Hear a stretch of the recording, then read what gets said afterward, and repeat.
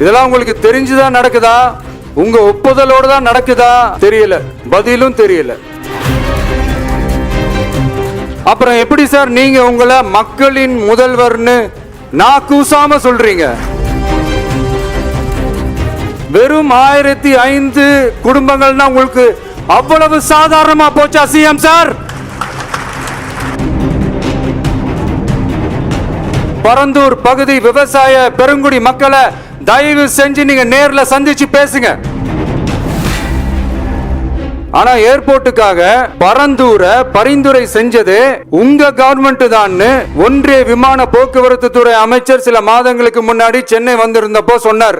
அதுக்கும் உங்ககிட்ட இருந்த எந்த பதிலும் இல்ல. இந்த சூழ்நிலையில பரந்தூர் விமான நிலைய பணிகளுக்காக விவசாய நிலங்களை கையகப்படுத்த கடந்த 25/6/2025 அன்னைக்கு உங்க கவர்மெண்ட் தான் அரசாணை பிறப்பிச்சிருக்கு.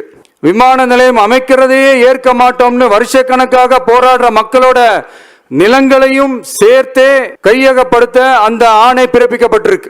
விவசாயிகளோட கண்ணீரை துடைக்க வேண்டிய தமிழ்நாடு அரசு அவங்களோட கண்ணில் குத்துறதாகவே இருக்கு இந்த ஜிஓ. இதெல்லாம் உங்களுக்கு தெரிஞ்சுதான் நடக்குதா, உங்க ஒப்புதலோட தான் நடக்குதா தெரியல, பதிலும் தெரியல.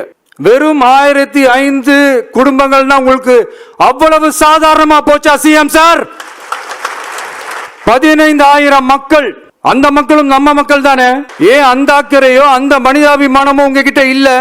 எதிர்கட்சியா இருந்தா மட்டும்தான் மக்கள் மேல உங்களுக்கு அக்கறை இருக்குமா? நூற்றுக்கணக்கான ஏக்கர் விவசாய நிலங்களை, மிகப்பெரிய நீர்நிலைகளை, ஆயிரக்கணக்கான வீடுகளை, அவங்களோட வாழ்வாதாரத்தை அழிச்சிட்டு அந்த இடத்துல தான் ஏர்போர்ட் கட்டியே ஆகணும்னு என்ன சார் அவசியம் இருக்கு? அப்புறம் எப்படி சார் நீங்க உங்களை மக்களின் முதல்வர்னு நான் கூசாம சொல்றீங்க? பரந்தூர் பகுதி விவசாய பெருங்குடி மக்களை தயவு செஞ்சு நீங்க நேர்ல சந்திச்சு பேசுங்க. உங்களுடைய அமைச்சர்களோ இல்ல உங்களுடைய அதிகாரிகளோ பேசக்கூடாது, நீங்களே நேர்ல சந்திச்சு பேசணும். அந்த இடத்துல விமான நிலையம் வராதுன்ற உத்தரவாதத்தை அவங்களுக்கு நீங்க கொடுக்கணும். தாவேக செயற்குழு கூட்டத்துல முதலமைச்சர் குறித்து தளபதி விஜய் அனல் பறக்க பேசினது சமூக வலைதளங்கள்ல பேச பொருளாகி இருக்கு.